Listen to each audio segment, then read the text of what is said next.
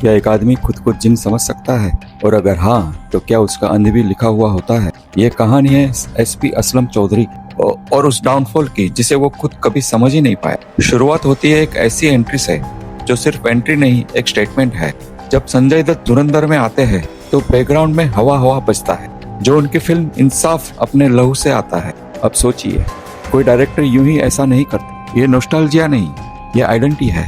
ये बताता है कि असलम कोई नया कैरेक्टर नहीं, ये एक लेगेसी का एक्सटेंशन है। रियल लाइफ में भी असलम चौधरी का पर्सोना कुछ ऐसा ही बताया जाता है। Intelligence, links, ground network, shadow operations. वो सामने कम आता था लेकिन हर जगह मौजूद रहता था। उसके पास इतनी इंफॉर्मेशन होती थी कि गेम शुरू होने से पहले ही उसे एंड पता होता था। लेकिन उसकी सबसे डेंजरस क्वालिटी क्या थी?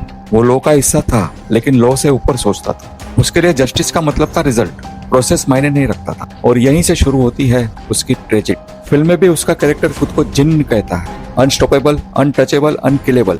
और कुछ समय तक वो सच में ऐसा लगता भी है।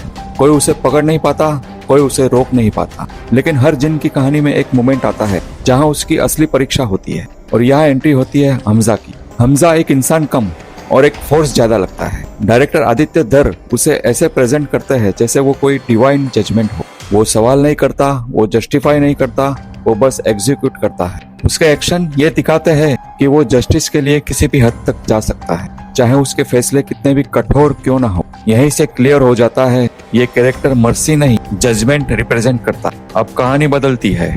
हमजा को जैसे जैसे सच्चाई का अंदाजा होता है, वो एक बलूच लीडर के साथ अलायंस बनाता है, एक डिटेल्ड रिवेंज प्लान तैयार करता है और धीरे धीरे असलम के चारों तरफ जाल बुनता है। ये इम्पल्सिव फाइट नहीं है, ये एक कैलकुलेटेड एंड गेम है। और इसी दौरान आता है वो डायलॉग जो पूरी कहानी का बैकबोन है। असलम कहता है, मैं जिन हूँ, मुझे मारना आसान नहीं। और जवाब आता है, जिन भी तब मरता है जब अल्लाह इजाजत देता है। बस यहीं से सब तय हो जाता है। अब डिटेल्स पर ध्यान दी। एंट्री में हवा हवा और डेथ में तम्मा तम्मा, जो इनकी फिल्म थानेदार से है। शुरुआत भी खुद से, अंत भी खुद से। ये कोइंसिडेंस नहीं, ये फुल सर्कल स्टोरी टेलिंग है। और सिर्फ गाने ही नहीं, एंट्री और डेथ दोनों में सेम व्हीकल। सिंबल क्या है? जिस रास्ते से आया उसी रास्ते से गया। असलम की डेस्टिनी शुरुआत से ही लॉक थी। अब सबसे बड़ा सवाल, इतना पावरफुल आदमी हारता कैसे है? आंसर सिंपल है, बाहर से नहीं, अंदर से। उसका ईगो, उसकी चॉइसेस, उसका तरीका, वही उसे खत्म कर देता है।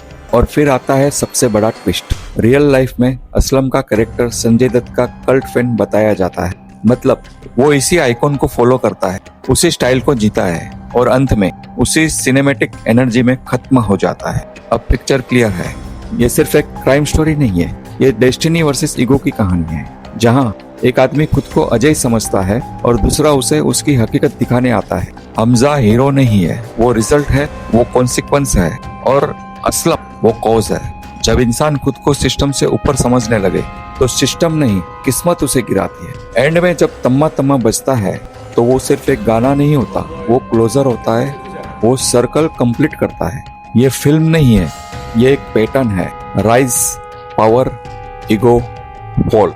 और जिस तरीके से आदित्य धर ने इसे दिखाया है वो मैडनेस है, प्योर, अनफिल्टर्ड, सिनेमैटिक मैडनेस। तो अगली बार जब आप धुरंधर देखे, सिर्फ स्टोरी मत देखना, डिटेल्स देखना, सिंबल्स समझना, क्योंकि असली फिल्म सरफेस के नीचे चल रही है। और शायद आपको भी ये एहसास हो, हर जिन अमर नहीं होता और हर पावर का एक एंड होता है। बस इजाजत ऊपर से मिलनी चाहिए।